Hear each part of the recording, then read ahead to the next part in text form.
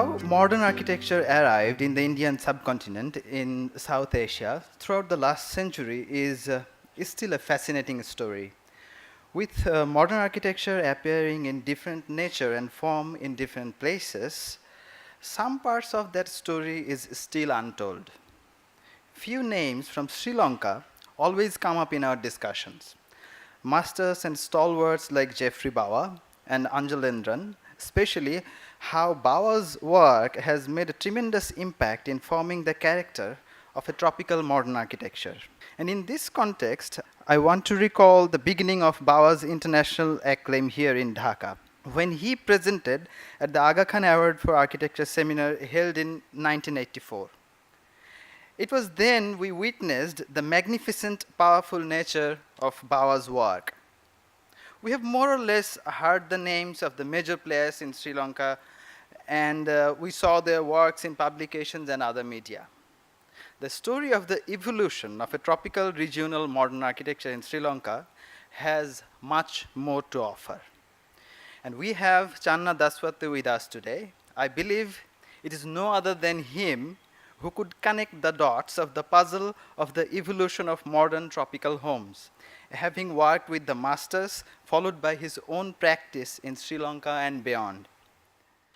Channa Daswatte's own work is also highly admired and appreciated. Daswatte graduated from University of Moratuwa in 1987 and worked in the practice of C. Anjalendran. He subsequently followed a postgraduate diploma in architecture at University College London, followed by a Master of Architecture in Advanced Architectural Studies from the University of London in 1991. After graduation, he joined the architectural consultancy of Geoffrey Bawa and has been involved in several projects, including the Kandalama Hotel and the new residence for the President of Sri Lanka. He was made director partner of Geoffrey Bawa Associates in 1997 and has been in partnership with Murad Ismail since 1997 in MICD Associates. Please welcome Channa Daswatte. Good evening, ladies and gentlemen. Thank you very much for your introduction, and it's a pleasure to be here. Although these lights blind me and I can't see any of you at all, I'm talking into a blackness, so you have to forgive me for not being able to connect. But I'm very happy to be here this evening because as we were reminded, in a sort of way, the first almost international exposure of my old guru's work, Geoffrey Bower's work, also happened here in Dhaka, and perhaps I'm sort of following in those lines, although none of my work could possibly get anywhere close to that. What I put up on the board on the first slide here is, of course, the first page from Bawa's first book, Geoffrey Bawa, Architect in Sri Lanka. It's a Sri Lankan-centered view of the world. Sometimes us Sri Lankans, being on an island in the middle of in the Indian Ocean, the crossroads of a lot of places, you do feel like you're in the center of the world. And a few years ago, I gave a similar lecture in Norway, and I was told that they wanted to understand how the peripheries worked. So I started with this slide and said, as far as I'm concerned, we live at the center of the world. So I kind of call it, I'll sort of call my lecture the center of the world, and it says it's a mere 40 leagues from paradise. So said an Italian monk who was traveling to the court of Kublai Khan. When he was asked about Sri Lanka, he said, well, it's the country, it's a place where Adam, when he was thrown out of Eden, was given as compensation to stay. And it's only 40 leagues from paradise because it's one of the most beautiful places in the world. So working in Sri Lanka is actually quite a challenge, not because it's an exceedingly beautiful place, but it's also got this incredible history that one has to contend with, simply because it's been at the crossroads of oceanic trade and oceanic civilizations through history. The earliest references, of course, to Sri Lanka come, and the recordings come in this sort of map of Ptolemy, where Sri Lanka is shown as a rather large island in the middle of the Indian Ocean, much larger than it actually is in proportion to the rest of the world. But it must have been something to do with how important it was for the oceanic trade at the time. It's also made reference to in the Ramayana, where here you see a wonderful drawing of the monkey army of Rama, who's sort of sitting out the monsoon on the left-hand side of the slide, building a bridge across to the fabulous Lanka, where the golden temples and the golden palaces of Ravan were in fact much admired in the Ramayana. But of course, the reality is not as glamorous as that.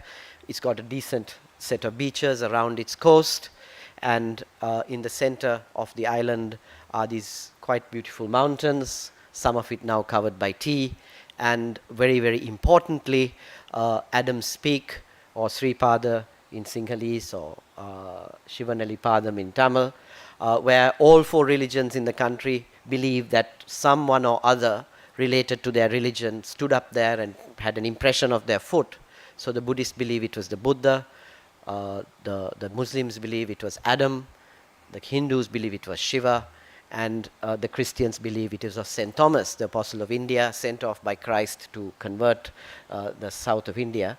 And they all go up this mountain in a great pilgrimage. And of course, we have our usual wild elephants, wonderful things that are useful for tourists, and our environmental concerns also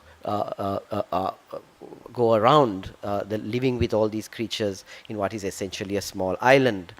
Recorded history, of course, begins with the supposed arrival of the Indo-Aryan settlers in the 5th century BC, and the Great Chronicle says from a state called Vanga, and possibly from Bengal. And here I am sort of making a return visit, as it were. And they're supposed to have quelled the existing populations, described as Yakas and Nagas, and a civilization based on the cultivation of rice involving large-scale irrigation networks have resulted. And peoples from all over the Asian subcontinent may have, the Asian continent would have come through, as it was in the middle of the sea. So agriculture became quite an important thing, and the landscape of the country has of course been changed indelibly because of that, the nature of agriculture itself. From wonderful paddy fields like this to the great reservoirs that were built from a few centuries before Christ, right up until the 4th or 5th century, or even 8th century AD, where water became such an important part of that civilization. And it's the bounty that resulted from this incredible agricultural enterprise that produced the art and architecture that is seen right across Sri Lanka. Because after the introduction of Buddhism in the 3rd century BC, it had a profound impact on the culture of the country and firmly brought it within the ambit of Indian cultural influence. These are some of the early stupas. Stuparama here in Anuradhapura, the ancient capital. Ruanvelisaya, huge structures, almost more than 300 feet high, sitting out there, built obviously from a whole lot of excess wealth and money that was generated from the harnessing of agriculture. And art and architecture flourished in that time. And one of the most extraordinary examples of the understanding of water comes in this secular project of a garden that was built at Sigiriya, where on top of that rock you actually had a king's palace. But what is more interesting, of course, is this garden laid out at the base of the rock, perhaps the first sort of charbagh you might have found in South Asia, with wonderful sort of ruins of pavilions and palaces and stuff here at the base of the rock. And the idea of the open pavilion as architecture is quite evident in all the ruins that you find in Sri Lanka. Here, the Royal Audience Hall in Polonnaruwa of the 12th century, and a whole load of ruins that look like this, which give a sense of what the kind of architecture might have been in the old days. Another quite important point that you see from the ancient days is this idea that somehow nature is allowed to thrive and be, and architecture somehow is built in and around it. And that's quite an important aspect of Sri Lankan architecture, which you will see begins to reflect in the later work of modern masters like Geoffrey Bawa. Here in Ritigala, it's a forest monastery. You find these platforms for meditation, which are built on the rocks and against the rocks with steps and staircases simply moving up, allowing the landscape to be as it is. In the 10th century, Hinduism, with the patronage of the Chola kings, thrived and went on to become syncretized with Buddhist thought, with Buddhists worshipping at Hindu temples, and by the 14th century, the temples themselves accommodating the Hindu deities. So here you find in the 12th century the Shiva Devala in Polonnaruwa, and also our very own Sri Lankan bronzes in the Chola tradition, but definitely thought to have been made within Sri Lanka itself. And of course, a wonderful tradition of religious painting thrived, and Hinduism itself took root very firmly in the country. And as I said before, there were certain temples by the 14th century which accommodated both the Buddha and Hindu gods. The Buddha, of course, with his sort of arcane philosophy of the afterlife, was all well and good to try and conduct yourself for that eventuality. But for everyday life, the Hindu gods seem to be a good idea, because you could actually worship the gods who were actually living things, and they might actually return your favor for being nice to them. Now, in this particular temple, the Lankatilaka temple near Kandy, what you see is the entrance to the Buddhist shrine with a very, very large image of the Buddha inside it.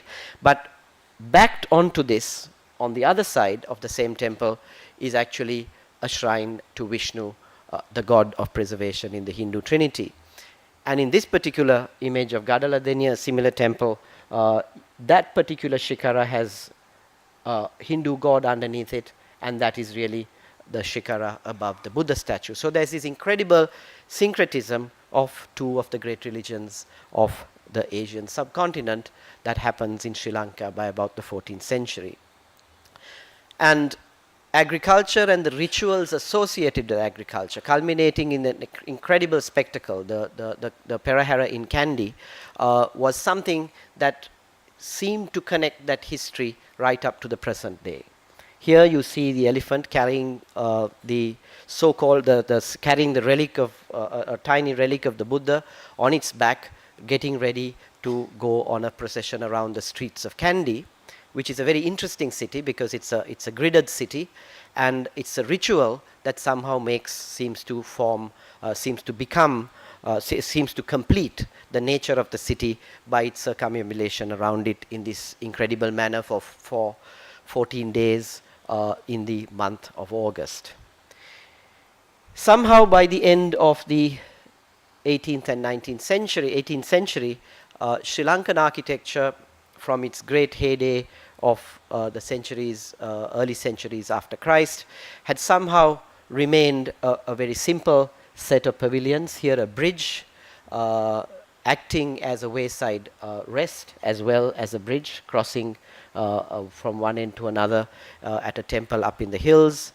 Simple sort of dharmashalas or pavilions in which the Buddha's teaching was preached to the villagers around them, or in the form of simple buildings like this, which is a wayside rest, an ambalama called Karagahagedara in the north central province.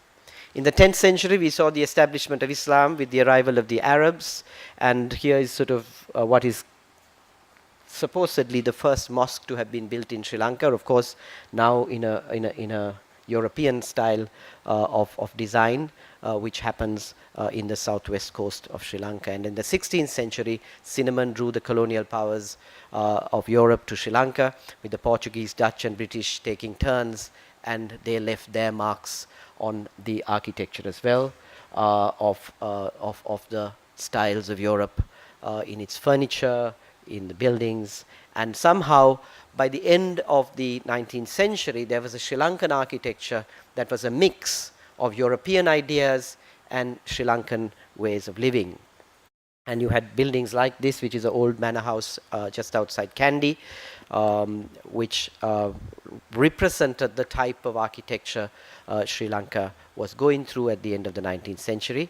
And of course, you also had the official architecture of the British, which was very much what you would see here in Bangladesh as well. But domestic architecture, by the beginning of the 20th century, with influences from the Victorian age, had kind of come to look like that. Quite enclosed, very decorative on the outside, looks fantastic in this particular picture, but at the time it really was something very different to the kind of life Sri Lankans might have led. Now it's into this kind of milieu that modernism and the modern architectural practice as we know it came. And I'll take you through a very short history of the arrival of modernism in Sri Lanka. We were discussing it a little bit a couple of days ago in the Bengal Institute. For the north of India, you actually had modernism arrive as grand statements. You had Corbusier sort of making Chandigarh, and you had Louis Kahn sort of brought in for your parliament here. In Bangladesh and so on. So modernism came as a symbol of the state, as a grand gesture to try and make these new nations and a new architecture for these new nations. In Sri Lanka it came out slightly differently because we started off with a kind of nationalist architecture soon after independence. Way back in the early 1900s, you see a building like this, which is the church of the school that I went to up in Kandy, built exactly like one of the medieval or the ancient buildings of Sri Lanka. The base, the stone base, open pavilion platform, stone base as a platform, open pavilion and a large roof where the decorations and everything were repeated as it might have been in an ancient building. Now, with examples like this, you also found the University of Peradeniya, which was built very close to the city of Kandy, built in this particular rather nationalist style. And the great monument to independence itself, the Independence Memorial Hall, was also built as a concrete copy of a royal audience hall that they found in Kandy. And once these examples were set, you found that even the tiniest buildings and also the large buildings within the city here in the central business district in Colombo also picked on this particular kind of architecture and right out into the provinces. Now, modernism of course arrives in Sri Lanka in the 1930s, where it's really not a statement made by government, but the first modern buildings, this one for instance was done by the Bowers building was done by a company, a plantation company that had their head offices in Colombo with accommodation for its managers built above it in the fort of Colombo, which was built in 1935. And there were others, of course, which then took on even into the provinces. But essentially, the story of modernism has a very interesting beginning. A key person in this is this man called Andrew Boyd, who came to Sri Lanka as a tea taster. He was born in India to a circuit judge who was working in India, and eventually he studied in England and came to Sri Lanka to work for a tea company as a tea taster. And over the years, by looking and while traveling around Sri Lanka, he found an interest in these lovely buildings, which were street buildings by the street. And at the bottom here, of course, you can see again the Lankatilaka temple, which I showed you before. And he used to write about them and how wonderful these buildings were and the honesty with which they were built. Some ideas that were actually current with the modern movement at the time. And what he did was he went back to England, studied architecture at the Architectural Association, and came back to Sri Lanka to try and practice. And one of the first commissions he got was to actually modify a shrine room, which is the building on the left-hand side, so that it could house the paintings of a modernist painter who had been commissioned to do or repaint the temple paintings at this particular temple, the Gautami Vihara in Colombo. And all he really did was that he introduced this clear story lighting, which was not traditional, into this ancient building, so that it could accommodate these incredible modern paintings of the life of the Buddha. Now, this particular project was commissioned by a lady called Mrs. Peris, a philanthropical family which had lots of money. And when she found this young man sort of reasonably capable of looking at things differently, she commissioned a house from him And that in 1940 was perhaps the first modern house to be built in Sri Lanka. So the first modern thing to be built in Sri Lanka was a house. Well, office building, the Bowers building, but in the mainstream of things, it was really this house. She then commissioned him to do a series of other houses, and her son, a man called Harold Pieris, asked him to do an incredible piece of work, which still remains in Kandy as a holiday home for himself. Now, all this between 1940 and 1945, because by the time the Second World War began in Europe, Andrew Boyd had had an affair with the client's wife and had to leave the country. So he went back to England, not really seeing the house finished. And these two particular photographs were taken by a very famous Sri Lankan photographer called Lionel Wendt. And a set of photographs were sent to him by ship. And of course, during the war, the ship was sunk. He never saw the building until he came back many, many years later. So these were the first tentative moves towards modernism and the practice of modern architecture in Sri Lanka. But a key figure in this whole story is a woman. Minnette De Silva became the first woman, Asian woman, to register as an architect at the Royal Institute of British Architects. She came from a very unconventional family. Her father was a politician, but her mother, who was a Eurasian, that is of mixed parentage, of European and Asian parentage, was a very important suffragette, a woman who fought for the vote for women. And because of people like her mother, Sri Lanka got universal suffrage in 1931, well before a lot of other countries in the region and perhaps in the world. We are probably the second oldest country where we've had universal suffrage. Not even the United States had it because, you know, people in the South weren't allowed to vote until the 1960s. So Sri Lanka is a pioneer in that, and people like Minnette's mother were pioneers in making that kind of move way back in the 1930s. So Minnette obviously came from a very liberal background, and suddenly out of the blue, she decided she would like to be an architect, and went off to the JJ school in Bombay, where she studied architecture for a while, worked with a man called Otto Koinsberger, who was then the state architect for Mysore, and then went on later, after he returned to London after the war, to found the tropical school, the School of Tropical Architecture at the Architectural Association.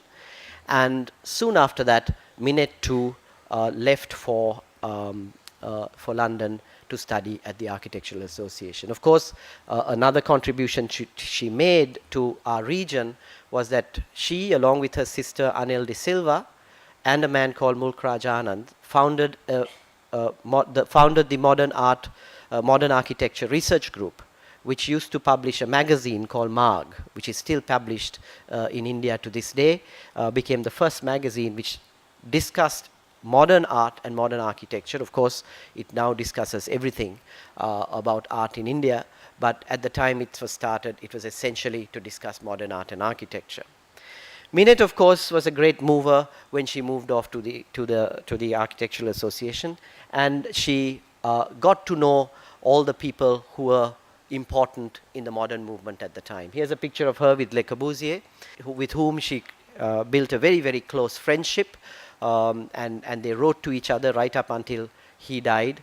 And there was a wonderful collection of letters in her archive, and on the left-hand side is a personally autographed copy of the poem of the right angle, which had been sent to her by Corbusier. And on many of the occasions that she went to Europe, she would meet up with the man and obviously have discussions about architecture, because later people who remembered her say that she was terribly passionate about architecture, and that's what she always did. But something else happened also, because she was such a person who moved around and knew all the people in the circles. She also attended the first conference on modern architecture that happened in the world. Here in Bridgewater in 1947, you can see her seated kind of there, right next to Walter Gropius, with Corbusier on the left-hand corner. Perhaps the only Asian, only brown-skinned person in that entire picture, and one of only 8 or 9 women. And there she was, a woman representing Asia in the first discussions about modernism in the world. And that, I think, was quite an important thing, because when she did come back, she went on to practice an architecture that was very different to any of the buildings that were being built at the time. Here in the Karunaratna house, built in the late 1940s, early 1950s, when she started her practice, almost 10 years before Geoffrey Bawa came back to practice from the AA, she created a whole series of new looks and a new kind of architecture for the country. So much so that a lot of the contractors couldn't even understand her drawings, that she had to sort of get, the engineers couldn't help her. So she had to get architecture, engineering drawings done by O. Warup and Company in England and have them brought out here to explain to people how to do the kind of flat slabs that she was suggesting. And one of the other things, of course, that she had been told by Corbusier was to go back to your country and do what is appropriate to the place. And Minnette, of course, having done that in one of her first houses, the Karunaratna house, wrote an article in the Mag magazine describing it as an experiment in modern regional architecture in the tropics. So her use of the term regionalism predated its use by a lot of the international historians, because people like Kenneth Frampton spoke about it almost a quarter of a century later. She was offering an alternative to the intellectual straitjacket of international modernism by demonstrating that a building could be modern and of its time while responding to context and tradition. But of course, nobody listened to her. She was a woman. She was working in some far-off place called Kandy, and who cared? And unfortunately, Minnette's career didn't really take off as it should have, but she still did a series of very, very important and critical houses that brought modernism to Sri Lanka and to the southern part of the subcontinent in a totally different way to which it was brought up here in the north. It was brought through the private house. So the private house and modernism has been very, very closely connected, and a lot of developments in contemporary Sri Lankan architecture as well, you will find happens in the private house. Of course, it then goes up to influence the way people look at all architecture, and there is a kind of modernism that enters into the discussion of architecture in Sri Lanka. But the private house began and remains the most important vehicle through which architectural discourse happens. And of course, it was not just Minnette. There were others in the picture who came up later. This is the Tangala Bay Beach Hotel, done by a man called Valentine Gunasekara, who was Geoffrey Bawa's partner in Edwards Reed and Begg, the first company that Geoffrey Bawa joined. He sort of did a kind of brutalist architecture, having worked for Eero Saarinen in England, in the United States. Came back with some of those ideas of brutalism, and his work had a very definite direction in that way. And Geoffrey Bawa himself, in the early days, practiced what is known as tropical modernism. Basically, buildings that had sort of brise soleil, screens to keep the rain and the wind out, rain and the sun out, and this series of school buildings that were done by him in the late 1950s, early 1960s are very good examples of that kind of work, the early work. Very modernist in the sense you have very clear articulation of structure, and the skin is something that breathes and fits into the tropical requirements.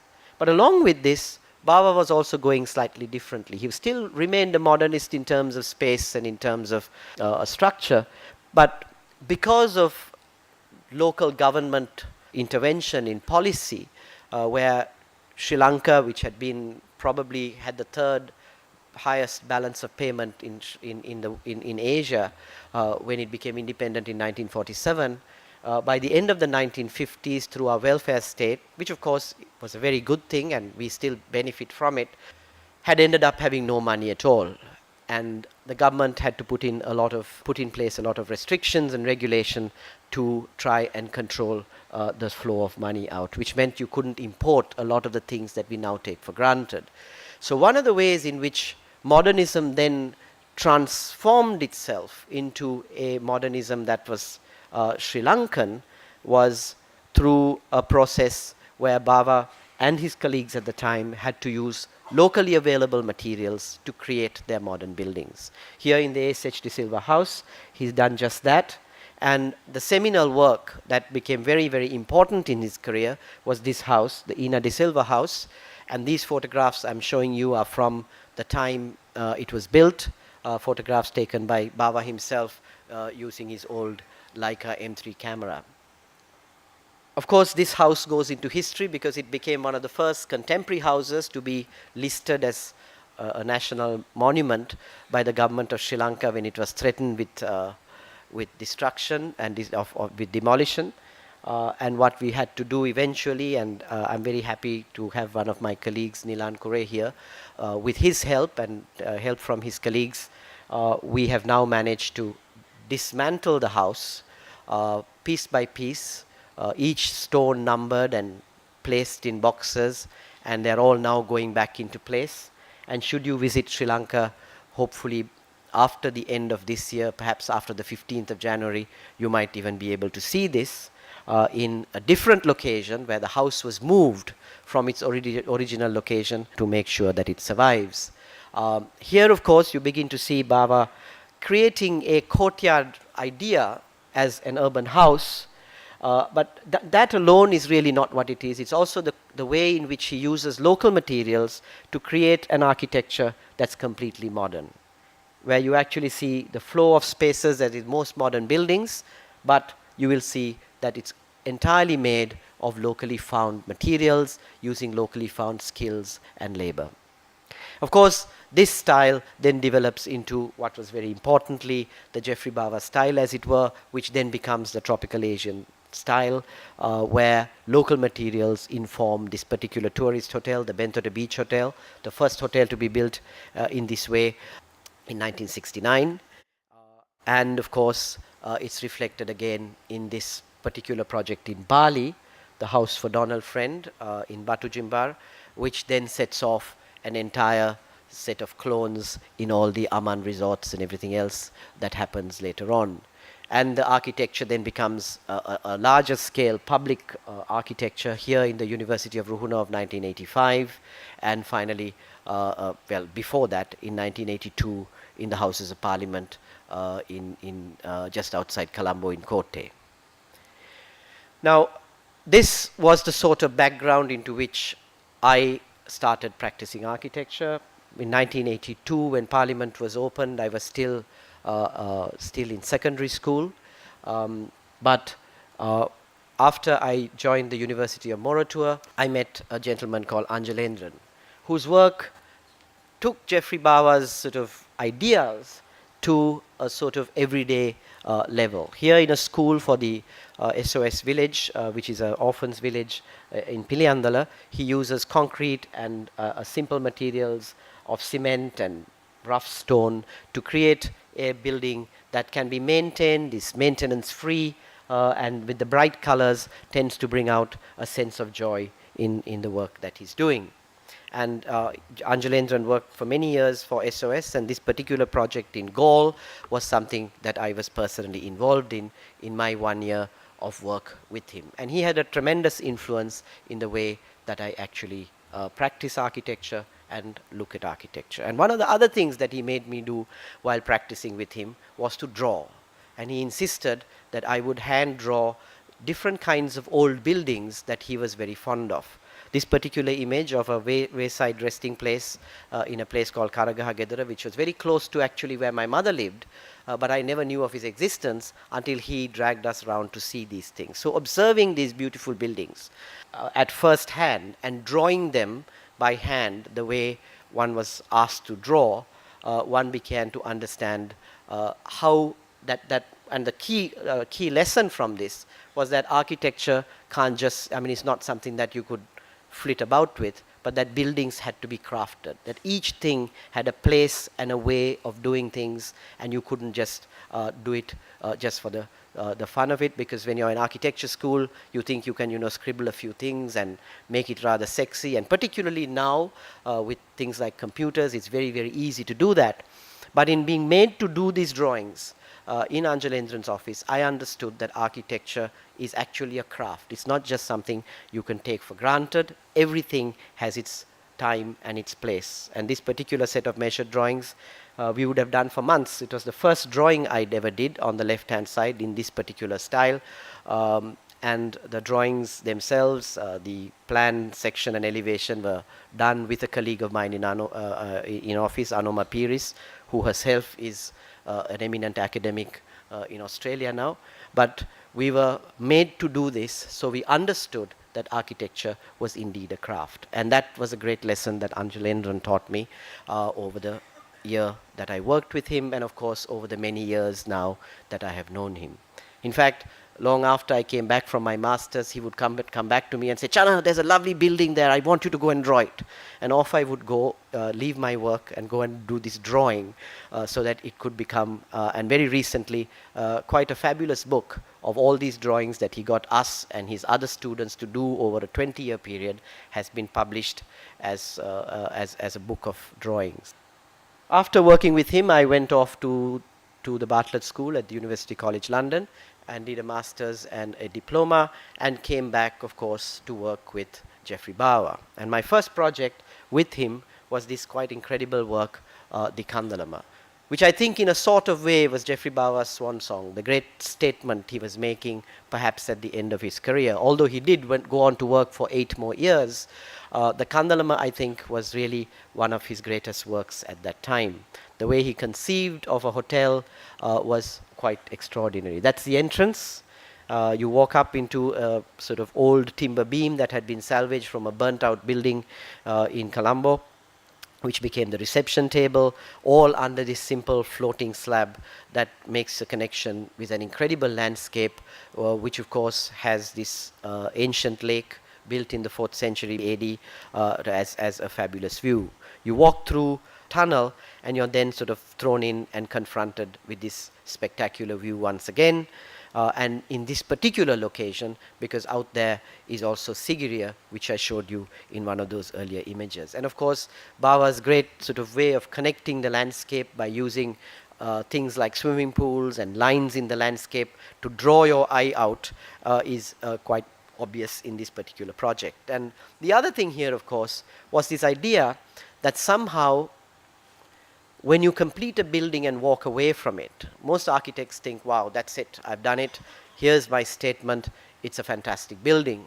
If it is fantastic or not, we might say that. But in Geoffrey's case, when this particular hotel was built, it was actually criticized by a lot of people, saying, oh my God, what is that sort of concrete box doing in the middle of the jungle? And in Bawa's case, it wasn't just a concrete box that he was leaving. He was in fact expecting the building to change. He had designed it in such a way that the jungle would take over and almost begin to destroy the building from the very beginning. Something we have to all understand is that what is it that we finally leave behind? We leave behind things that will sustain itself for many, many years, but what will we eventually leave behind? And in this particular case, I remember Geoffrey sort of telling me, look, this building will perhaps look best when the leopards and bears are going along the corridors of this hotel and the jungle has finally completely taken over and perhaps begun to destroy it. And you sort of have this inbuilt destruction mechanism you put into your building so that eventually whatever happens, environment will take over and it'll still look beautiful. And that's exactly what he did. Of course, I've had the privilege of working on this project again, where years later I added a tiny little spa on the roof, where Geoffrey had originally planned a grand suite, which never got built. I added a tiny little spa on the roof, and on another part of the roof added a conference room. The Lighthouse Hotel was another project I worked with him on. Again, this idea of the hotel embedded into the landscape on this spectacular headland overlooking the 16th century fort in Gaul, where you sort of entered at the base of the building, walked up through this incredible staircase done by his friend Laki Senanayaka, and arrive up at this beautiful view of the sea. The whole point was that because the view of the sea was from a spot about 20 feet above the arrival level, you had to create this space so that it would distract someone as you walked up that flight of steps and then be confronted with a spectacular view of the sea. In a sort of way, the building is really not so important as what the building does to the person as he walks through it. And this is a classic case of that.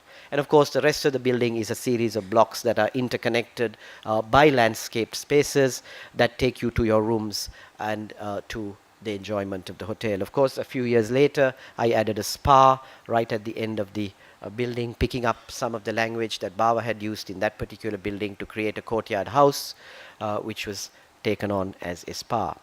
The last of Bawa's hotels, which I worked on, was the Blue Water, which is an essay in a sort of minimalist approach to architecture, to a hotel. It's just an emptiness, just colonnades leading to the rooms with hardly anything in the public spaces. And you just simply looked out at sea and a series of swimming pools and pools all around it. I was asked also, I mean, I seem to have added spas to all of Bawa's buildings because when he built it, the spa wasn't fashionable. So here it is, my spa at the Blue Water, where the building was so minimal that I was embarrassed to add anything to it. So what I did was go and bury it in the ground. So here you have my spa half buried. It's really a landscape project rather than a building itself. And you sort of enter through this sort of cut in the landscape into a central court, which is really an oculus, which brings the rain in and disappears into a little fountain on the floor. And there's a series of rooms that spread around the central court where you're treated and all the stuff that happens in a spa can happen. Now, I, for one, is not a person for a lot of institutional projects, but one of the first projects I did on my own was actually a school. Now, whether it was successful or not, I don't know, because nobody has ever asked me to build a school again.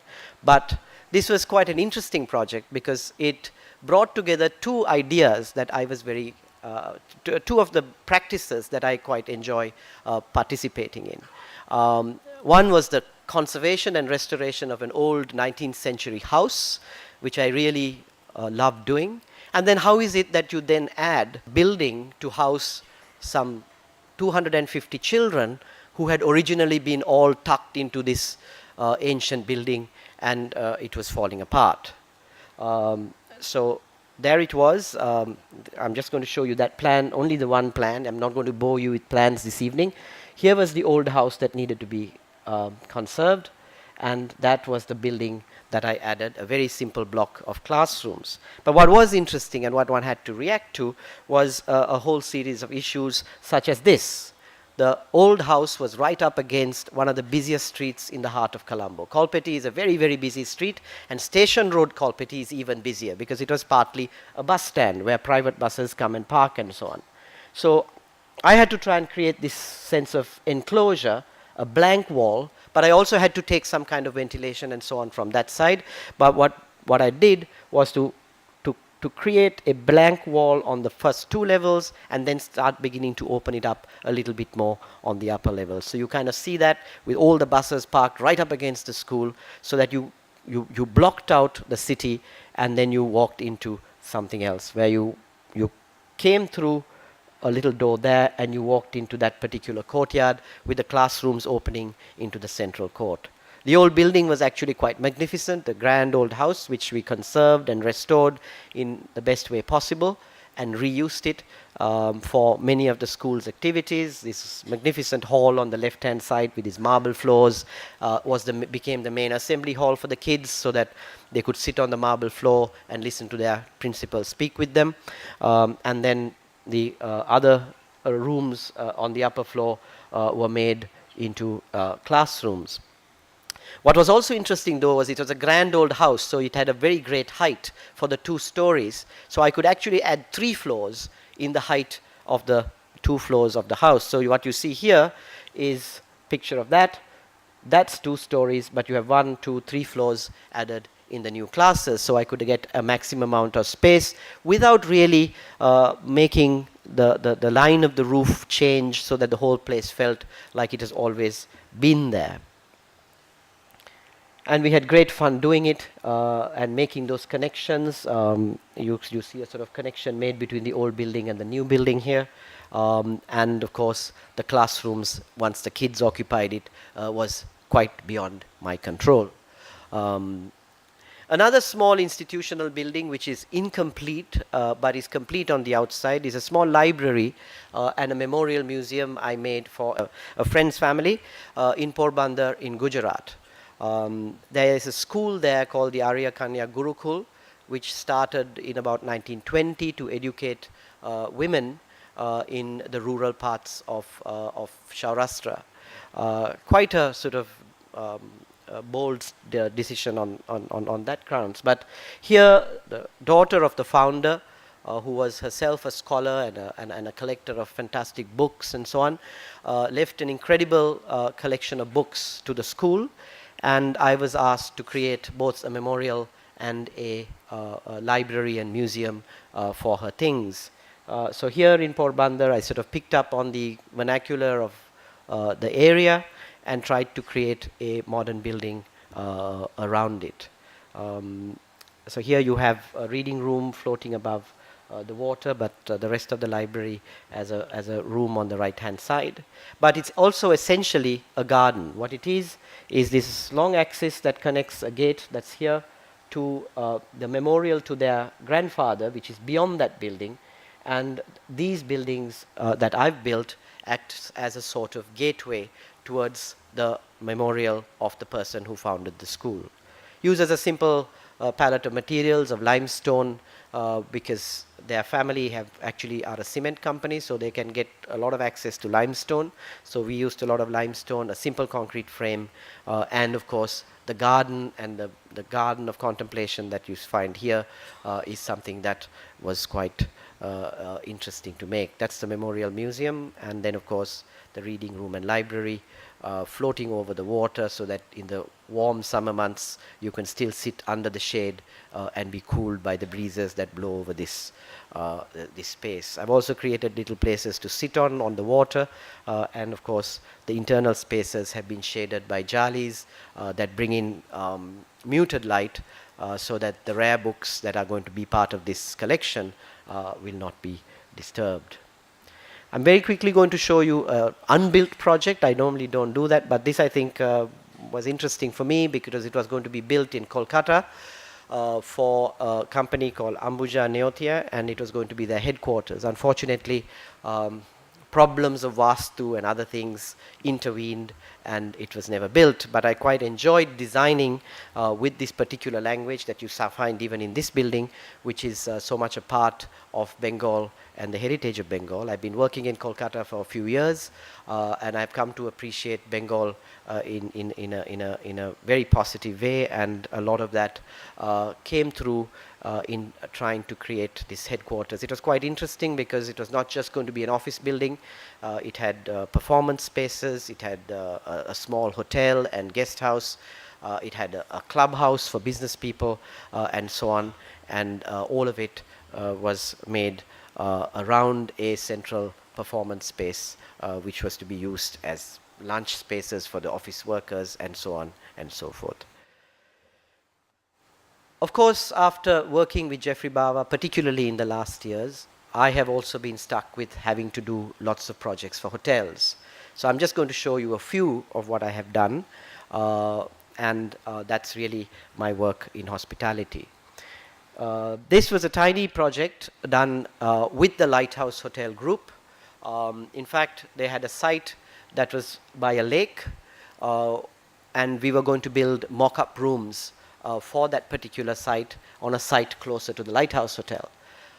The original site was later sold and never built on, but the two mock-up rooms that were built became a two-roomed hotel, the smallest that I have done. Recently we've added 2 more rooms, but because it became so popular, I don't know whether that popularity will remain with the added rooms. But this became the smallest hotel I ever did. 2 rooms and a little pavilion to eat in. What you see is the little pavilion you eat in. You come off at this entry pavilion. You in fact get to the hotel by water. There's a little river beyond the pavilion that you see in this picture. and you come in a boat, you come into this pavilion, and you cross this wooden bridge across the marshland, which is part of the backwater experience, and you go into these two little villas which are built up on a hill on the edge of that marsh. We had to use a lot of kind of contemporary materials like steel and tiny pieces of timber, because this was already a forested area, and I didn't want to disturb the area too much with a lot of in situ construction. So it was all made up of timber, steel bolted together, precast bits of concrete and precast elements that went on to form the hotel, the room. And I also believe that in the end, with hotels, you don't really have to air condition too many things. In this particular case, we only air conditioned the little bedroom. And we also built the basic foundation, which you can actually see in this image. The foundation was built as a C shape, and inside that C shape is held a small swimming pool, and the rest of the room is actually supported on that tiny base. That's how it worked. That's you walk into the base and go up a flight of steps at the end to arrive at this large veranda, which is really why you come to a place like this, to hang out outside. Of course, somebody will say, is there dengue? But there is no dengue here. But to hang out outside, to enjoy the breeze, to watch the rain is what coming to a place like this is all about. So that's a sort of strange, one of those panoramic pictures you can take with modern day phones that I've taken to show you the sense of the relationship between the arrival and the tiny room that we made into the only air conditioned space here. It's 10 feet by 10 feet. That is all you need to sleep in. The rest of the room, which is quite large, is naturally ventilated, and you begin to enjoy it in a different way, including the toilets, which have a timber trellis all around it, and you get this breeze constantly blowing through the spaces at all times. A small boutique hotel, as they call it, which I did in Bengal, I think was quite important in my career, and this, the Ganga Kotel, I tried to explore the use of the materials of the delta in a sort of architecture that was reminiscent of Sri Lanka. So it was a sort of Bengal Sri Lanka mix, as it were. Simple materials of exposed brick, a concrete frame, lots of built-in furniture. This is the arrival pavilion, and then you kind of walk through, and again the idea was that it was almost like a village, lots of little buildings placed around internal walkways and courts, and you would then arrive at what was essentially an open lounge with a library which was decorated with a lot of folk art from the region, and a dining room which had a Sri Lankan batik done by Ina De Silva, who used to work with Geoffrey Bawa of the Ina De Silva house, to decorate the ceiling. And a series of pavilions interlinked by walkways and verandas overlooking a central swimming pool, which then went up into bedrooms, all of which looked out on this spectacular view of the Hooghly, which I suppose is a branch of the Ganga that goes out into the Bay of Bengal. So that was a small boutique hotel that I did in Bengal. And for one of the bigger projects, this was called is called the Cinnamon Bay. It's a big 200-roomed hotel project, sometimes a little too much even for me to deal with. But here I went back to some of the ideas that Bawa had explored in his Blue Water Hotel. A minimalism, a spareness that would allow for these crowds of people to come and get dispersed and disappear into their own corners of the hotel, so that they felt they had actually come to a place on their own.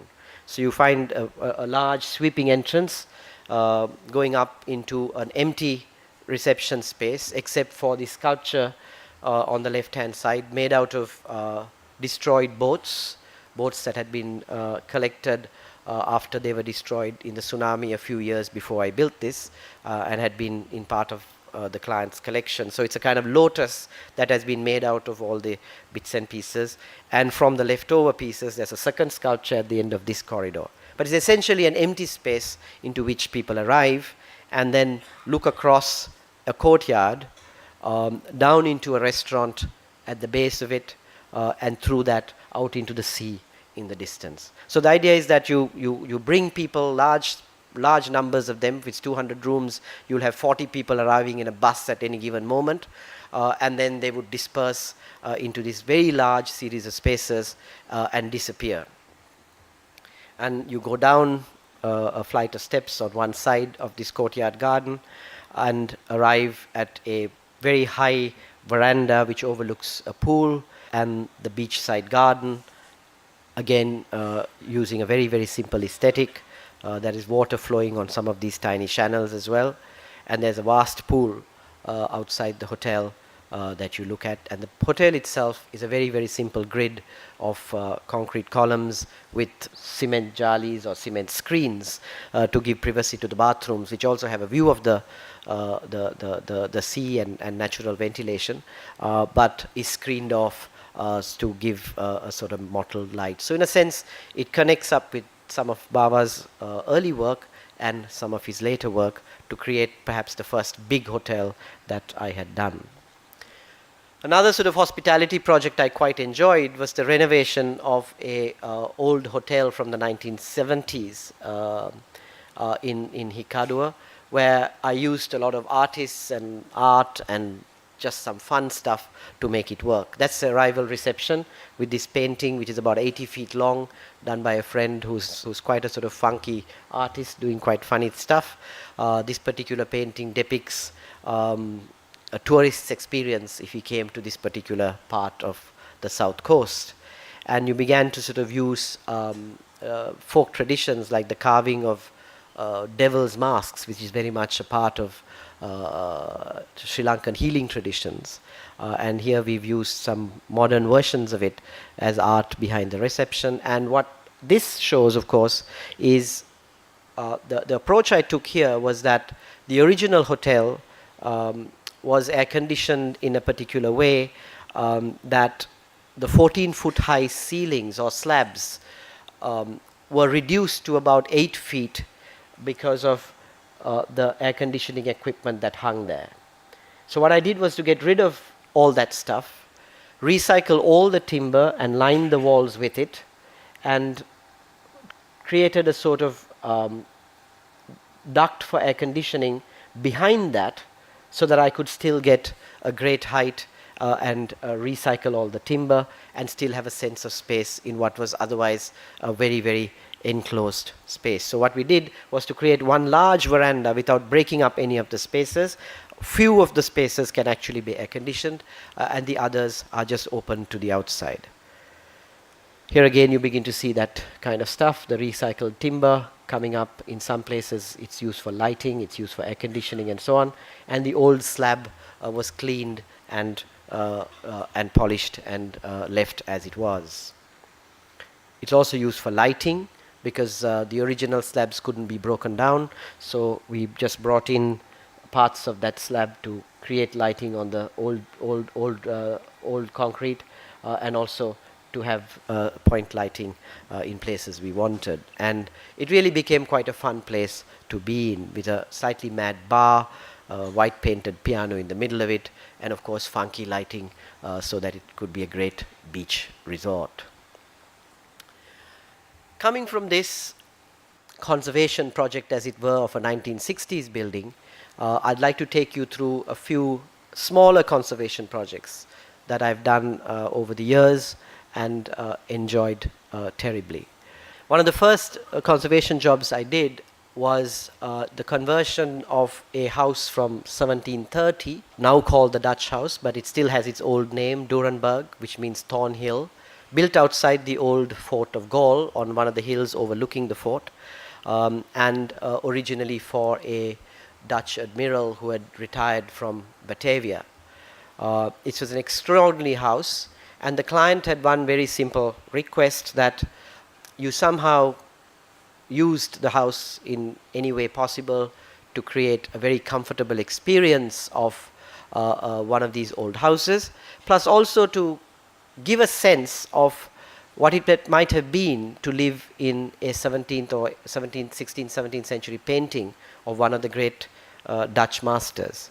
So you'll find that some of the colors and some of the moods that we've managed to create in this ancient house is really to try and get that sense of an old place. So that's the living room, where what you saw was the veranda that you walk into, and you walk into this lovely old living room where we conserved all the ceilings and so on, and then you walk out into a veranda which you use for dining, and the rooms were converted into a sitting room, a bedroom, and a toilet.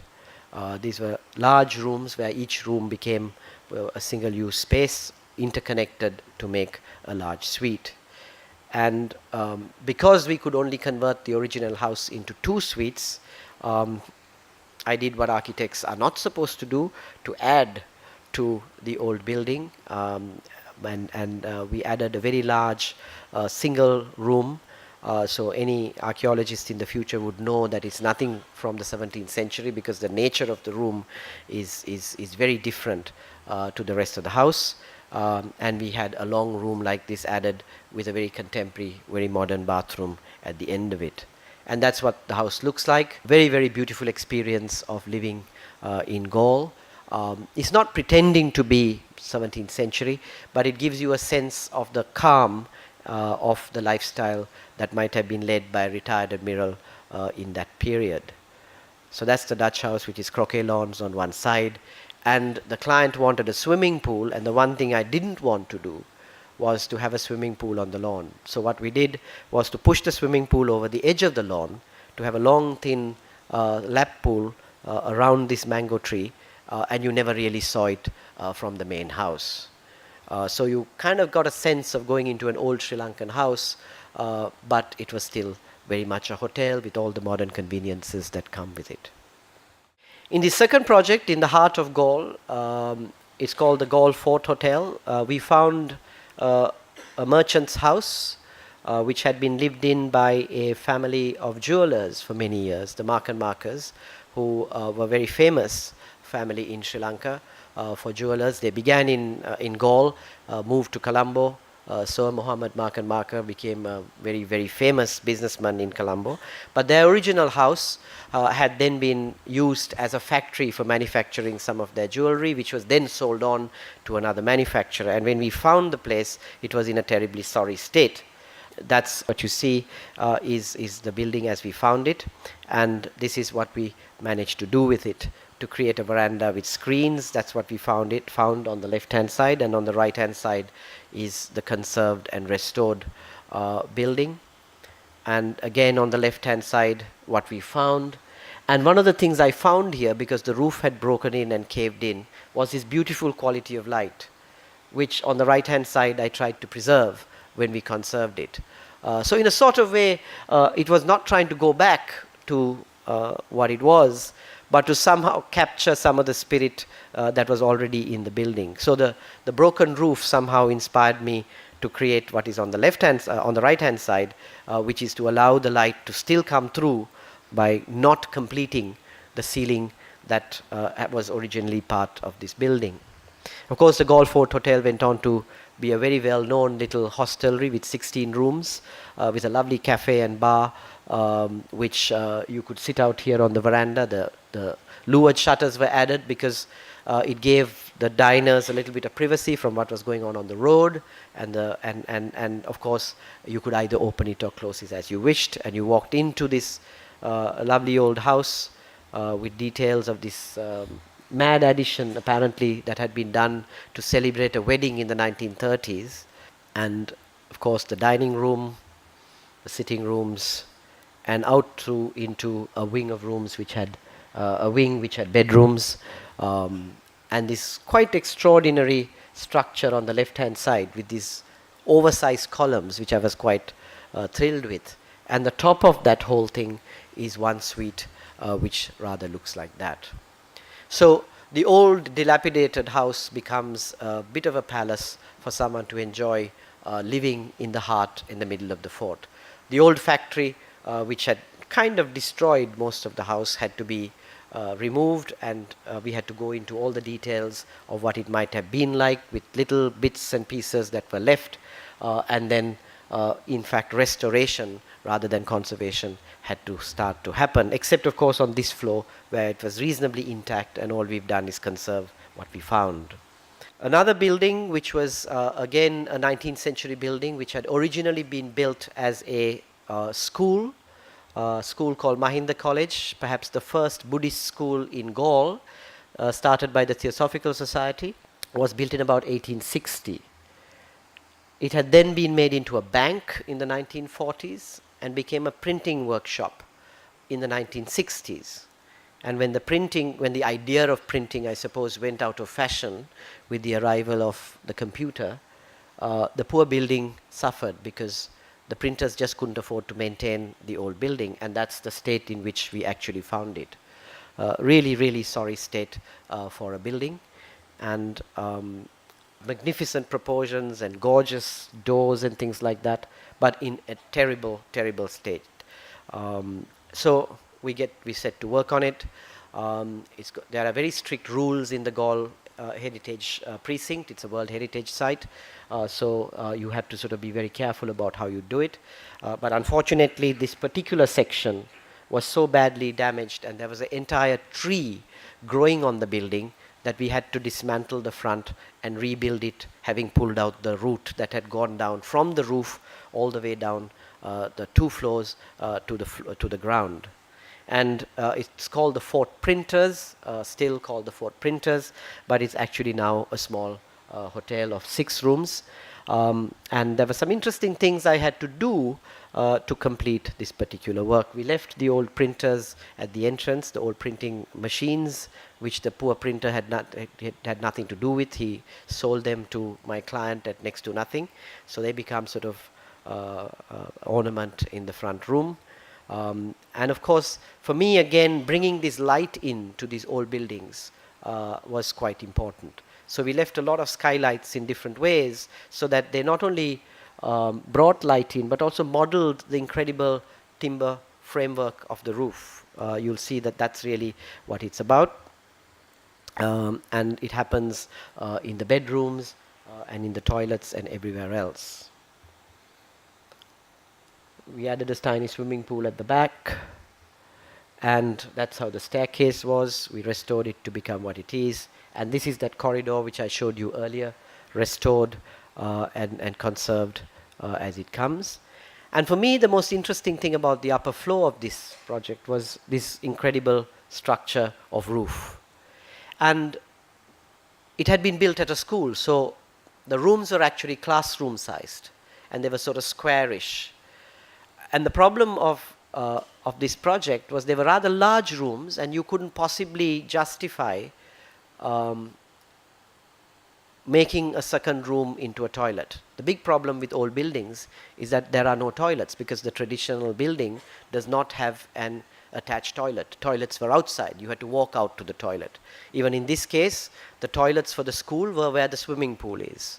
There was a whole row of about 6 toilets at the back. Now, you couldn't possibly get someone paying about $200 to walk out in their towel and their robe to a toilet in the garden. So you had to add a small toilet. And what I didn't want to also do was to subdivide the rooms, because if you did, it would have lost the proportions and this beautiful structure of roof would have disappeared. So I sort of picked on an interesting idea that I had when visiting a friend in Holland. I had been asked to come and have dinner with this friend of mine and his partner. And I happily took my bags and went there, because they said, well, after dinner you stay the night with us and you can come the next day. And I sort of went off happily. And we had dinner and we had coffee. I was offered cigars. This was 11 o'clock, midnight. I hadn't seen a bedroom, a guest room. My bag was still lying on the floor. And I thought, oh my God, I had only seen one bedroom and one bed. Are they going to take me a hotel, or do I have to share the bed with these 2 guys? I don't think I want to do that. And just when I was sort of really questioning this within myself, they opened out a section of the wall, and inside the wall was a bed built into the wall with a tiny little shelf to keep my bag. And of course, I sighed a heavy sigh of relief, and off I went to sleep in this tiny box, which was part of the dining room, but you didn't really see. So what we did here was to create a similar box, freestanding in the middle of this room, which held the toilet. So that behind the bed is actually a little cupboard, and when you go around behind it, you have a WC and a shower tucked in with a exhaust fan working to clean out the air, and still keeping the sense of the roof and the proportions of the room, and the cupboard itself becoming a bedhead for the bed. So once again you see that more clearly. There is the box, the light coming in from the roof, which models the roof structure, and once again the modern structure of frosted glass from behind, making the WC and the shower with copper lined showers and copper lined WC, becoming quite an interesting experience for someone staying in this hotel. This project is a house up in the hills in Kandy. It belonged to a friend of mine, and he had inherited it from his grandfather. A beautiful old house, and of course he didn't know what to do with it. And one of the things about ancient buildings is that if you don't have something to do with it, if you can't make it live again, it's very likely that it will get demolished and it will die. And that is unfortunate for our environment, because I think when somebody builds something with non-renewable materials like we do, for instance, even the bricks that we build some of our buildings with are actually from earth. Bricks perhaps are more renewable than most other things, but a lot of buildings are actually built with non-renewable materials. And so it's quite essential that we try to conserve as much as possible of what we already have. And in the case of my friend, he had this beautiful old house. He didn't need it because he had another house somewhere else to live in. It was far too big for him to look after. So I managed to put him in touch with another friend of mine who wanted to run a small hotel up in the hill capital of Kandy. And this sort of relationship worked. And the old house, of course, I got a job to conserve the house. So it all worked out rather happily. So this is now called the Kandy House, originally the Amunugama Valawa. It's still called the Amunugama Valawa by the villagers. A Valawa is a manor house where the chieftain of the area might have lived in. And this particular house was quite important because it was the home of one of the family that were prime ministers of Kandy during the kingdom. It's a gorgeous old house with a lot of elements that have come in when this particular section was built in the mid-19th century. Wonderful verandas all around it. You walk into a magnificent dining room. All the furniture was donated to my friend, left in the house by my friend. And the deal was that the user would conserve the house, spend for its restoration, and he would get a long lease on it of 20 years for him to make his money back. And my friend would then get the house back reasonably intact so that his children could decide what to do with it. Because the thing was that what we inherit is not really ours. It's something that needs to be handed over. So here was a case in which I quite believed in that and pushed my friend to come into this kind of interesting deal. And of course, we managed to get a reasonably lovely job out of it.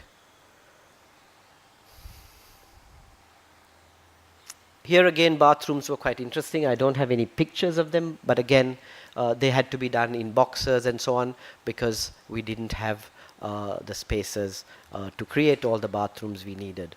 And of course, there were some incredibly beautiful details which one restored and cleaned and brought back. Wonderful sort of simple approach to construction, very much like what one learnt in doing the drawings for Anjalendran. And this beautiful two-storied courtyard was very much a part of it. After all that, of course, I come to what is essentially an architect's bread and butter, which is houses. And when I began this lecture, I said the discourse of modern architecture has very much been in the notion of the house. The first house I'd like to show you here is the Hanif House, built in the heart of Colombo. You enter through a space, a gate here, which leads you to a long driveway, and you arrive into a central court, which is in the middle of this urban block. The building is built right across to the edges of the site with a courtyard and garden in the middle. Single story except for two sections which are two-storied. You see right across there into the sitting room on the ground level, which is an open pavilion, and then a louvered shuttered upper level, which is the ladies' sitting room, which you approach from one of the sides. That's the ground floor sitting room, open on both sides to the garden and to a small pool court, furnished with some old Sri Lankan furniture, looking out onto the swimming pool on one side and the dining room at the end of the swimming pool, which is a formal dining room that looks both into the pool court and to a court at the back. So there's constantly these sort of courtyards that get interlinked by the usable spaces in this house. And on the upper level, this rather grand, what I call the ladies' sitting room, which connects up with the bedrooms and so on, and the building itself built like this, with the ladies' sitting room right there in the middle, the master bedroom on the left, and one tiny, two small bedrooms for the children on the right hand side, all of which look into this central court in an extremely built up part of Colombo. You can kind of see on one of the corners some of the tall buildings that are slowly coming up around it, but it'll still remain reasonably comfortable for a few years to come. Another small courtyard house in the heart of Bangalore, this time a little bit more sort of clean lined, maybe modern as it were. It's down a small lane off of Miller Road, which is one of the important central Bangalore streets. There's a garage that you drive into on the left hand side and a little door that you enter into a courtyard before a pre-entry courtyard on the right of that, and a second garage right at the end. And you then arrive into a entrance hall, which also has a sort of lap pool at one end, which is built within one of the setback areas, and the courtyard itself, which keeps the house together. Here once again, there is no sort of separation of the inside and outside between the main sitting room and the rest of it. A few steps leads up into the dining and the kitchen, in which my kind of client likes to cook. That's looking back from the courtyard into the pool, the back garden, staircases that take you up onto the upper level. That's the library and family room, which again looks into little courtyards and the main courtyard on the left hand side of this picture. And of course into the more intimate parts of the house here, the bathroom. The next is a house in the suburbs of Colombo, again, which one explores this idea of somehow having lightness to the way you try and create the spaces. It's got this lovely garden, but you enter from the street into a small courtyard, and you through the courtyard you begin to see the sitting room and the lovely grand large garden beyond. So you kind of walk down this veranda passage into the sitting dining room, with the whole house opening out to the garden wherever possible. There's a large veranda at the end of that sequence, which is also used for sitting. And on the upper level, we have this sort of idea of one of the things about Sri Lanka is that people sort of get a little bit obsessed with security. In fact, we are all obsessed with security in our part of the world, and we generally end up putting a grill on our windows. Now, instead of having a grill on our windows, I felt, look, perhaps if you take the grill out onto a little ledge, you can then have sort of clean windows that you can open and close, and then also the ledge becomes a place on which you can have vegetation and plants and so on, creating an in-between space between the outside and the inside. And in the last few days at my lectures, I've been sort of talking about this edge, this space between the inside and the outside, which we as architects sometimes don't deal with. We take the easy way out and say glass, and that seems to be the way to do it. And here's a sort of little attempt. There is glass here, but it also gives you the security, which is set outside, and also that creates a in-between space, which allows you to modulate the kind of light you get in by having these bamboo screens, all of which will allow you to deal with the environment outside in a different way. That's looking at a similar image, and it also is stretched out into the bathrooms of the house. This one, of course, is again a house which does not have an inside or an outside, simply because when you walk into a courtyard and you think you're walking into the house, you actually walk outside. So here is a house that I built up in Kandy with an American architect friend of mine for a British client who lives in Paris. So it's rather convoluted. But because we were all so far apart from each other, we managed to get away with doing something quite interesting. That's the arrival court, which is all open to sky, and there are doors across there which you think you're going to walk into, or finally into the house. But when you do walk through those doors, you actually come into an open pavilion which looks out on quite a spectacular view. Even the bedrooms can be completely opened out to make them feel like they were verandas. On one side there's a pavilion, and on the other side there's a courtyard with a little staircase that takes you onto the roof terrace. At the end of the arrival courtyard, you have a flight of steps that go down into 2 bedrooms on the outside, and the bathrooms of those bedrooms also have the shower on the balconies. We later had to put in a screen in the balconies because there were problems with monkeys coming and trying to have showers. So that was a bit of a problem, but I hadn't anticipated that. But it still has a beautiful view, and because it's about 40 feet from the ground by the time you get to this place, you can actually have a shower quite confident that nobody is going to see you. And after a few years, the client wanted an extension, which we did as a long linear extension to the house. This is looking back at the extension from the main pavilion. And that was also this kind of very inside-outside kind of space. On the right-hand side, you see the reason that we are there is this spectacular river view, river and mountain view in Kandy. And there was also this notion that they wanted a swimming pool at the part of the second extension, and we kind of wanted a long pool that you could swim across in. But I'm going back to this one. But what we did was, there was a setback from the river, which is that line, and the length of our pool that our client needed went off a little bit more. So what we did was we just simply cantilevered it over, sort of taking our air rights and not really breaking the rule of putting a structure on what was the setback. So that became quite an interesting feature of this particular house. And the other feature, of course, was that the client very simply said, if you did build this house around the swimming pool, my sons are going to jump into it from the first floor. I've never done it, but every friend I've stayed with in this house has done it.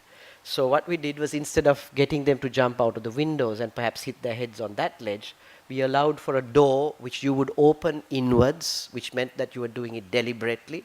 And if you stepped out and jumped into the pool and injured yourself, then it was not my problem as an architect. But what we also did, and it was very, very useful for the structure of the pool, is to actually have the deep end just below that window. So the pool is 10.5 feet deep just below that window, so that if someone does jump in, and as they do, they don't actually get injured. So it just became quite a fun house to live in, because the 2 bedrooms, you could come out of the 2 upper floor bedrooms first thing in the morning, open the door, and dive into the swimming pool. And how you went up, of course, was also rather risky, because we decided if that's what they were going to do, they'd rather take a risk going up too. So here was a staircase on the boundary wall with only a pipe to hold on to for older people like me. But most of the young kids just run up and down this flight of steps quite happily. And it's also in the open. And all of them have lovely balconies overlooking the view. And right at the back, you see the original house as it was built. And what was interesting about this project also was that the shape of the room that has the traditional roof was actually trapezoidal. It wasn't rectilinear. And for us, there was a huge problem about how you would do a traditional timber roof on a trapezoidal space. And we were inspired, of course, by a very traditional roof that you see on the left-hand side, where all the rafters go to one point, and it's able to support the ridge without anything else. But what do you do with a trapezoidal roof? What happens then, of course, is that you have funny shaped eaves going at different heights and so on. But what we discovered was if you sloped the ridge, and that would then help us to do what we did. So that's what we did here. We have a sloped ridge, the ridge sloping, that side is lower than that side. It slopes upwards, but all the support actually comes from the rafters themselves to the ridge, and it's tied together by a little metal rod that holds the roof together. So it was quite an interesting challenge for us to work with, but the building is a pretty spectacular one to use, if not to look at, but it has with this incredible pool cantilevering over the forest, looking out into the river in the distance. This house is in Colombo, in the heart of Colombo again. It's an urban house, that's the street front, with the main living spaces in the center, the bedrooms having sort of windows with kind of shields, as it were, so nobody can look right into it. In fact, you look down the street rather than across the street from the windows. You enter through this tiny little door into a courtyard entrance. The garage is right next to it. And once you enter the house, it's this very, very large space that you confront, almost like a road running through from the street to the garden.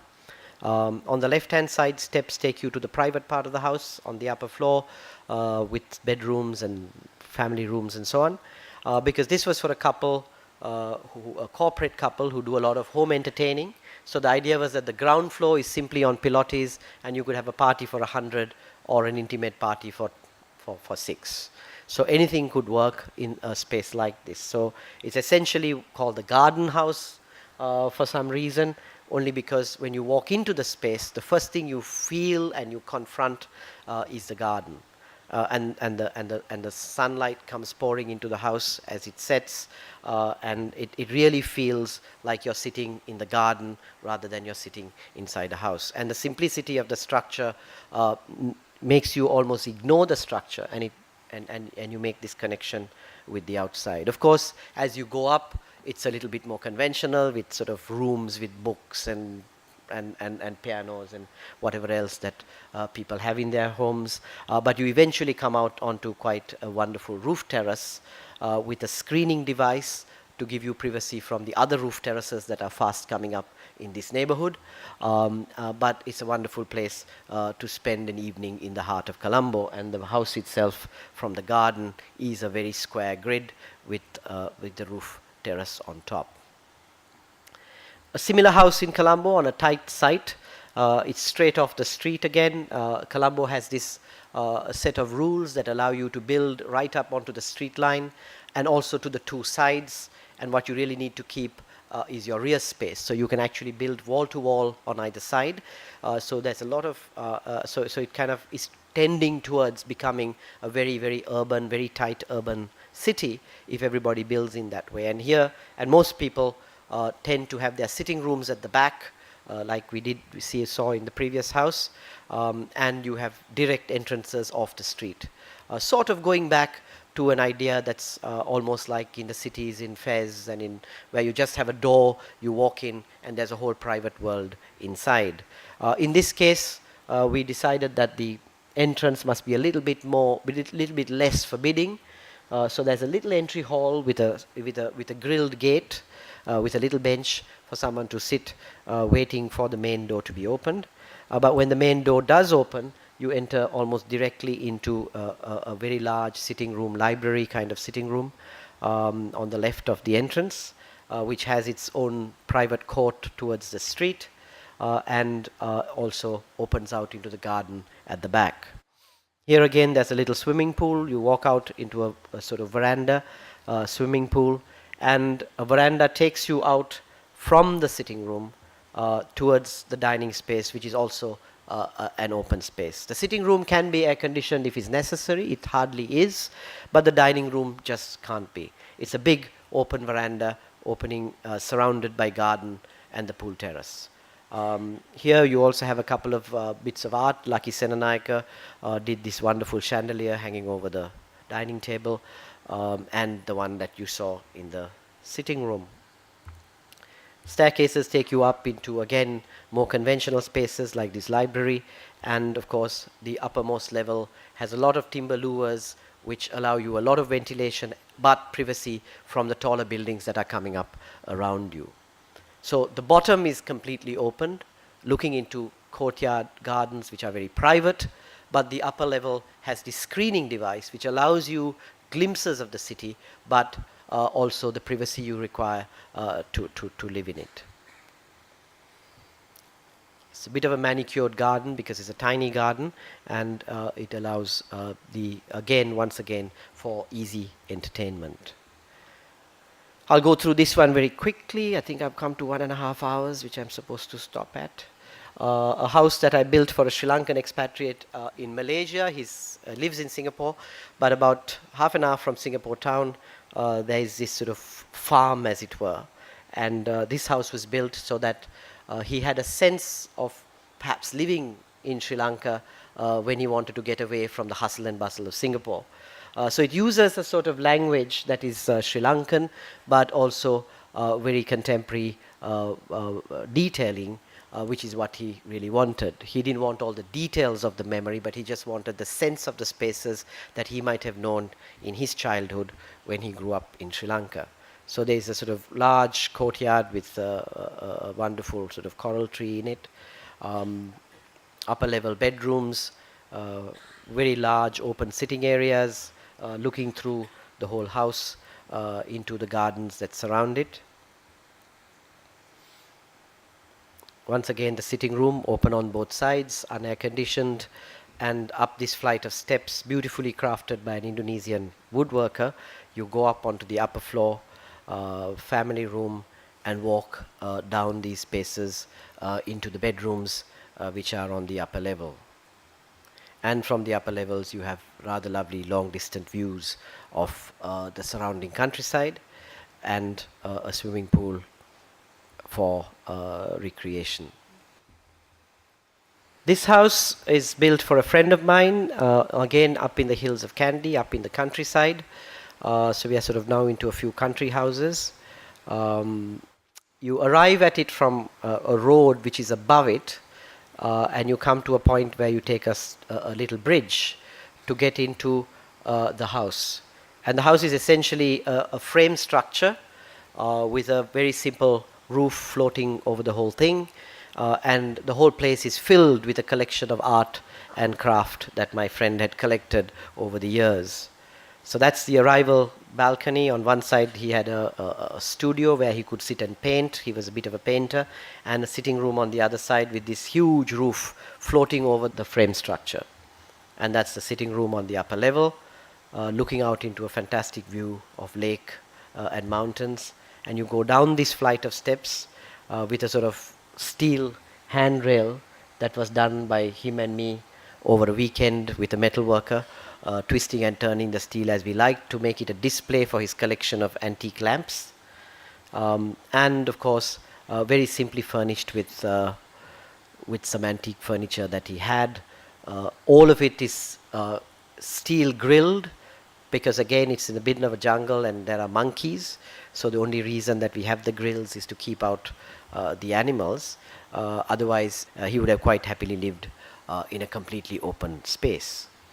And as you go deeper and deeper into the house, further down onto the lower levels, the staircase becomes very interesting. And of course this is one of the toilets with a bathtub on the window. And of course one of the lower level rooms which have a little bit more privacy because they become bedrooms at certain times. Of course, last I come to my own house, and sometimes you think as an architect, what does an architect do for himself? This has an interesting history. One of the features that you'll see here is a whole series of louvered shutters all around the house. They actually are recycled from an old Geoffrey Bawa hotel, the Bentota Beach. When they were refurbishing it, they decided to get rid of the blueword shutters, get new ones made in Malaysia and imported, and the old Sri Lankan made ones were put up for sale. In fact, I bought them long before I even thought of building a house for myself, because they were all 160 of them were available for a mere $1,000. I couldn't possibly have made them even if I wanted to for that price. So I stored them for many years in my garage, in a little house that I lived in at the time. And when I conceived of this house, I looked at the louvered shutters as a means of creating privacy and also modulating the light and the mood of the main space of the house on the upper floor where I had intended to live. I had sort of intended to live in an open pavilion, but in a suburban situation, fast going to become urban, it's very difficult to live in an open pavilion. You need some sort of privacy. So the pivoted louvered shutters, they were not pivoted in the Bawa building, they were hinged. When I used them here, I pivoted them on edge. They began to provide the privacy that I might need as the city grew around me. On the lower level, of course, as in most of the other buildings, the spaces open directly out into the gardens. You arrive in a car court from where this photograph is taken, and you go up a flight of steps to arrive at a totally open space which acts as my dining room. On the upper level is the main sitting room. On the left hand side, the louvered shutters give privacy to my bedroom, and on the right hand side to a library. A room on the left is where my parents live when they come, and on the right hand side is a kitchen and a pantry and so on. That's the dining room laid out for dinner or for lunch in this case, and below that is the kitchen in which I cook and eat and entertain on a daily basis. A staircase between the dining and the pantry or the kitchen takes you up onto the upper floors and down into the apartments of the housekeeper and his family. You come up the flight of steps onto a sort of landing which on one side, in this case on the left hand side of the right hand picture, is the library, which opens out here, which is surrounded by the louvered shutters. And the library is really the one space that can be air conditioned at all times, because it's got an old piano which needs drying out in the monsoon, and some old books that also need some drying out. And the louvered shutters creates two or three interesting things. One is it provides the mood, the light, and change of mood and light within the house. But it also provides from the rain, for instance, security from the rain. When the monsoon blows, what happens is that the shutters, even if they are not shut, will kind of disturb the rain, and it falls onto this little space there. Now that space is designed with a slight slope outwards. So even if it rains, the water comes through and goes out without a problem. Because technically, for me, in my mind, the inside of the house is from that line inwards. The rest is actually the border, the outside, which can change, which can have animals, it can have rain, it can have dust, whatever it needs to do. On the other side of the entrance, the stair, is the sitting room, which has glass pivots on both sides, so I get a closer connection to the gardens on either side. And of course, it's filled with all the stuff that one collects. As I discussed yesterday, in fact, houses are really boxes in which you keep your stuff in for most of us. Of course, in this case, slightly discerning stuff. One of my favorite personal collection sculptures of a Ravan done by a Bengali sculptor from Calcutta, which I thought was a wonderful rendition of the great Sri Lankan king. And of course, the house itself, as you would look at it from the swimming pool, and my own private quarters, the bath, the bedroom, and through into the guest quarters on the left-hand side. And because houses are things that change with time, I sort of did this little study of my house in a time lapse to understand and to appreciate how houses change with time. This is basically not 24 hours, perhaps 14 or 16 hours in the life of a day in my house. Of course, it was a special day, as you'll see later. But what is interesting is that even in the architect's house, the architect really has no control over how the house will act. It's anticipating the different things that happen within a house over time that makes it a successful piece of architecture. Now, I'm not suggesting that this house is a successful piece of architecture, but I'm just suggesting that when we are making architecture, we ought to be aware of a few things. One, it needs to be beautifully crafted so that making it becomes a pleasure and also looking at it becomes a pleasure. Two, it needs to anticipate the life of human beings. Someone asked me the other day, why don't you have any people in the pictures that you show us? Now, unfortunately, there may not be people when you're taking it, but here is the answer. Here's people and how they use the house in the course of time, and how the house changes with the light, with the way people switch lights on and off, the way they move up and down within the spaces and animate it. And if that is allowed to happen, and if that can be an uplifting experience, then I think perhaps it becomes a sensible and successful piece of architecture. So I, for one, enjoy looking at all those ideas of how buildings work at different times of the day and so on, and try to anticipate what might happen after we have finished a building and left it. And that, for me, is to try and make good architecture. Thank you very much.